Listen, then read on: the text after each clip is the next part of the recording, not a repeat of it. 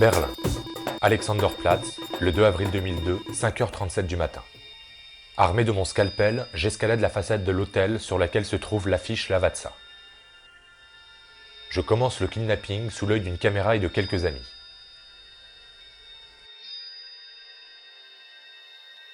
Une heure et demie plus tard, l'otage, l'image de la femme sur l'affiche, est en ma possession. C'est quand même une scène étrange que nous venons de voir parce que elle a toutes les apparences d'une opération commando et d'une opération commando qui serait presque de l'ordre de la guérilla, puisqu'il est question de kidnapping, il est question d'otage, il est question de demande de rançon.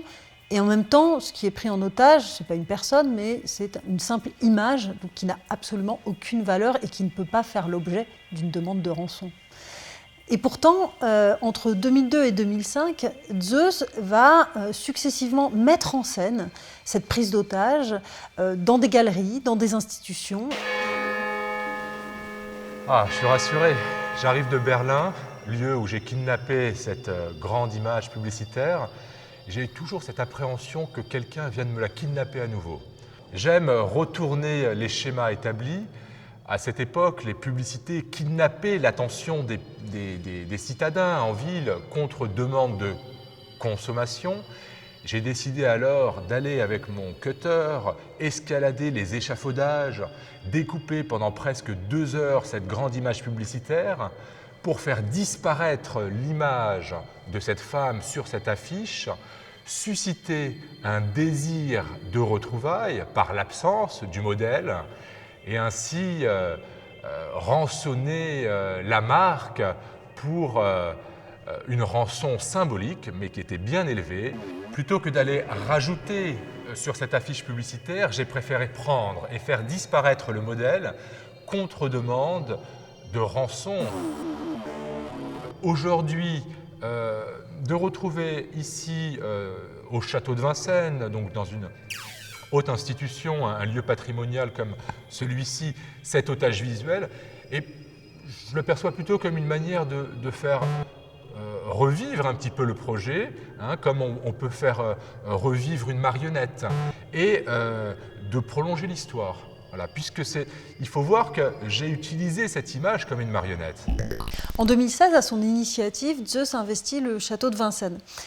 Sur les façades des bâtiments, il déploie une imagerie qui, à première vue, a l'air d'être une imagerie médiévale. On y voit des bannières et un blason, mais un examen plus attentif révèle qu'il ne s'agit pas du tout d'un blason médiéval, mais d'un logo Ferrari qui est liquidé. Alors, il est liquidé au double sens du terme. Il est formellement rendu liquide, on voit qu'il y a des coulures, mais il est liquidé au sens symbolique, c'est-à-dire qu'il est mis à mort. Et cette mise à mort uniquement symbolique, elle est emblématique du travail que Zeus accomplit dans l'espace public depuis la fin des années 90, où il déploie tout un univers qui est de l'ordre de la guérilla, mais une guérilla des signes, une guérilla purement symbolique, où il va tour à tour kidnapper, comme on l'a vu tout à l'heure, liquider, mais aussi violer, mais aussi tuer des images.